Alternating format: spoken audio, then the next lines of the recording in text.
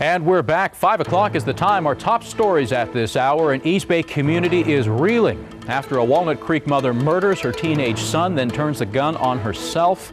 More on what happened in just a moment. And today, state lawmakers will vote on a budget deal between the governor and legislative leaders that hopes to balance that $26 billion budget shortfall. A lot of deep cuts in spending. More in just a moment. And MTC executives are concerned that a Shanghai manufacturer has fallen behind schedule now in making steel components for the Bay Bridge, the new Bay Bridge. More on that in just a minute. But we do want to check in with traffic this morning. A live look here at the San Mateo Bridge. Traffic here's flowing fine, but it's further south at the Dumbarton that we want to get a check on. And for that, we'll head over to George Rath. Hey, George. Hey there, James. No problems for the Dumbarton Bridge. The overnight road work there wrapping up on time, so that's not going to be a problem. Get the northbound lanes opened a few minutes before 5 o'clock. We'll check to make sure that the southbound lanes leading from the Nimitz Freeway and back toward the Castro Valley Y will also be opened on time. James? All right, George, thank you very much. 5:02 to the time now. New details we're following this morning. Delivery delays of steel could slow down and even add cost to the construction of the new eastern span of the Bay Bridge. This is video of that portion being worked on. The Metropolitan Transportation Commission said yesterday the Shanghai manufacturer has fallen behind schedule now in making the components that they need. In fact, shipments of the first segments were originally expected to arrive in the Bay Area this month.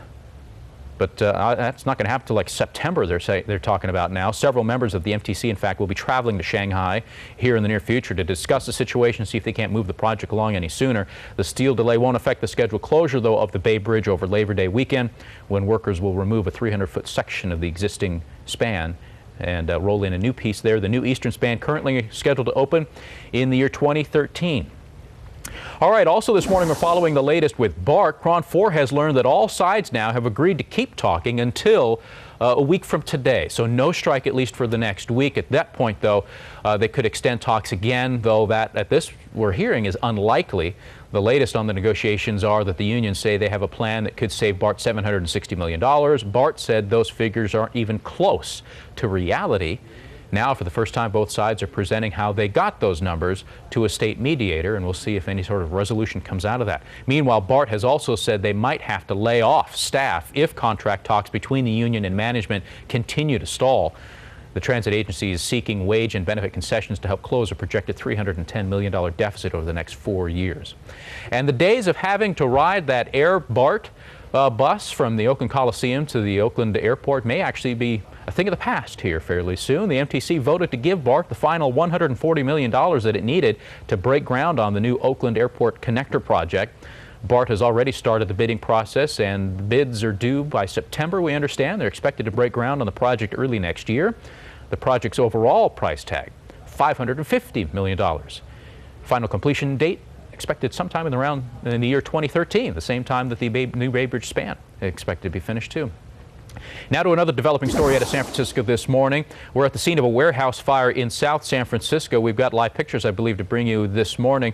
It's a 3-alarm fire burning in South San Francisco, as we said. It started about 3 o'clock this morning, so at this point, not a lot of additional information known, but we do have crews on the way. In fact, I thought one of them was there now with live pictures, but we'll try and get that up for you here shortly. In the meantime, we'll get over to the Weather Center right now and get an update on the forecast for today. Evelyn Taft standing by with a look at that. Hey, Ev. Good morning, James. A similar forecast for you today. After that, we should be cooling it down. 5:07 is the time right now. I want to send it back to James. All right, thank you very much. And we'll talk about the budget now. A tentative budget agreement, of course, has been reached. Now the 80-member Assembly and 40-member State Senate will take up the budget in a vote this afternoon. But given past budget debates, the package probably will not be voted on until tomorrow. The state hopes to solve the projected $26 billion deficit with spending cuts, but will also borrow money from local governments and use accounting maneuvers such as deferring state employment paychecks by 1 day for a savings on paper anyway of about $1.2 billion. Local governments have already announced they're ready to sue if the state tries to take away any local funding to help pay for its budget deficit.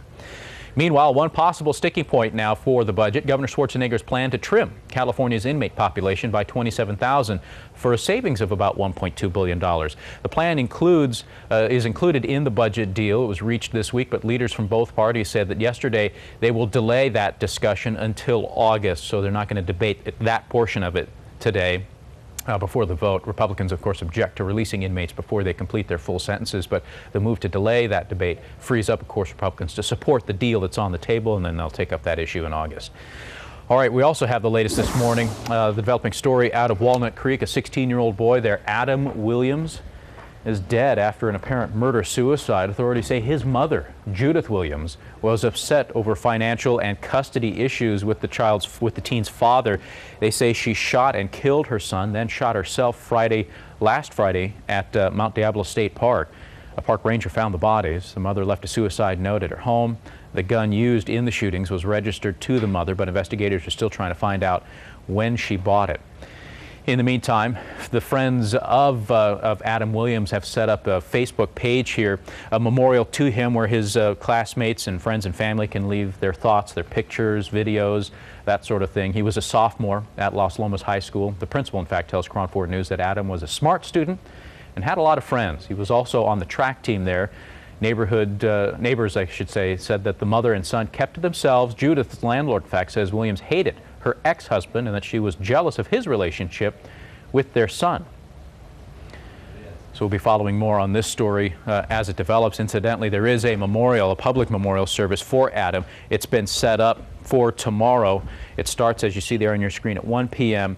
at Mount Vernon Memorial Park in Fair Oaks. All right, 5:10 is the time. We're going to take another break here. We'll be back, though, with more news, weather, and traffic in just a moment. We don't have a live look yet, but we'll get a live look here momentarily of a fire. Oh, there we go. We see a shot trying to dial in here. This is that fire in South San Francisco. It was a 3-alarm fire, now 4 alarms, so it's getting more intense. We'll have the latest details in just a moment.